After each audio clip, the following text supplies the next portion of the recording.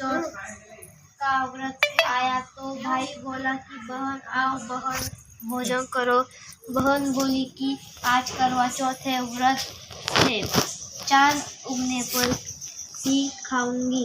तब भाई ने सोचा चांद की उगने तक बहुत बहन भूखी रहेगी, तो एक भाई ने दिया जलाया, दूसरे भाई ने छन्नी लेकर उसे ढका और नकली चांद दिखाकर बहन से कहा लगे कि चल चांद उग गया है, अर्घ दे ले। बहन अपनी भाभीयों के कहने लगी है चलो अर्घ दो, तो भाभियाँ बोली तुम्हारा चांद उगा होगा, हमारा चांद तो रात को उगेगा।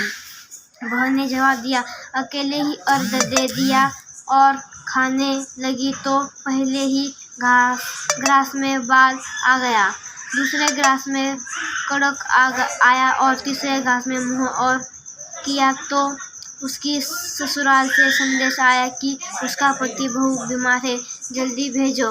माँ ने जब लड़की को विदा किया तो कहा कि रास्ते में भी मिले उसका पाँव लगाकर, और जो कोई सुहाग का आशीष दे तो उसके पल्ले में गांठ लगाकर उसके कुछ रुपए देना। बहन जब भाइयों से विदा हुई तो रास्ते में जो भी मिला उसने यह आशीष दी कि तुम 7 भाइयों की बहन तुम्हारी भाई सुखी है और तुम उनका सुख देखो। सुहाग का आशीष किसी ने भी नहीं दिया। जब वह ससुराल पहुंची तो दरवाजे पर उसकी छोटी ननद खड़ी थी। वह उसके पाँव लगी तो उसने कहा कि सुहागिन रहो, सपूती हो, तो उसका यह सुनकर पल्ले में गांठ बांधकर दी और ननद को सोने का सिक्का दिया। तब भीतर गई तो सास ने कहा पति धरती पर पड़ा है, तो वह उसके पास जाकर उसकी सेवा करने लगी, लिए बैठ गई। बाद में सास ने दासी के हाथ बची फूटी रोटी भेज दी। इस प्रकार से समस्या बीतते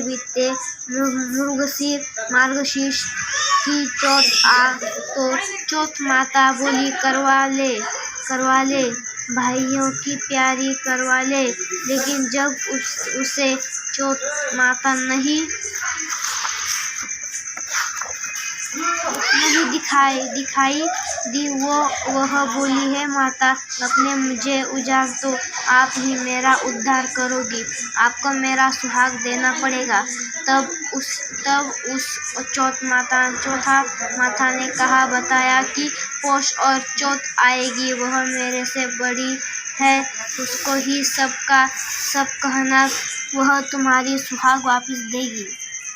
पौष और चौथ आकर चली गई, माघ की चली गई, फाल्गुन की चली गई, चैत्र वैशाख ज्येष्ठ आषाढ़ और श्रावण भादों की सभी चौथ और यही कहकर चली गई कि आगे आने वाली को कहना।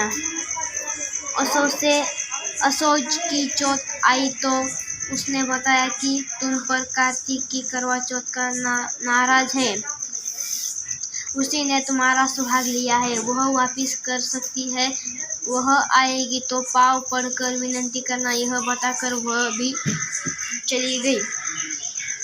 जब कार्तिक की चौथ आई तो वह गुस्से से बोली भाइयों की प्यारी करवा ले, दिन में चांद उगाने वाले, व्रत खंडने करने वाली करवा ले, भूखी करवा ले।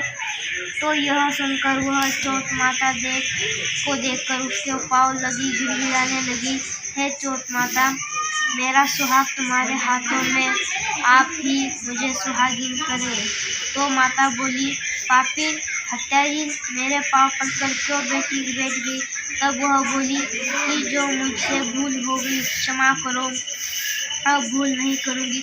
चौथ माता ने कहा प्रसन्न होकर आंखों से काजल, नाखून में मेहंदी और टीके में से रोली लेकर छोटी उंगली से उसके आदमी पर डाल दिया तो वह उठकर बैठ गया और बोला आज मैं बहुत सोया हूँ। वह बोली क्या सोए, मुझे तो बाहर महीने हो गए, अब जाकर चौथ माता ने सुहाग लौटाया। तब उसने कहा कि जल्दी से माता का पूजा करो।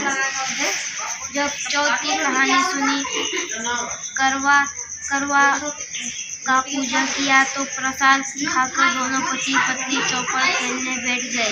नीचे से दासी आई, उसने उनको दोनों चौपड़ पासे से खेलते देखा तो सासू जी को जाकर बताया। तब से सारे गांव में यह बात प्रसिद्ध हो गई कि अब श्रिया चौथ, करवा चौथ सुहाग अटल रहेगी। जिसने सासू का बेटी की सुहाग दिया, उसी तरह से चौथ माता सबको सुहाग दे रखे। यह करवा चौथ उपवास की संता महिमा है। ये कौन से करे है? करवा चौथ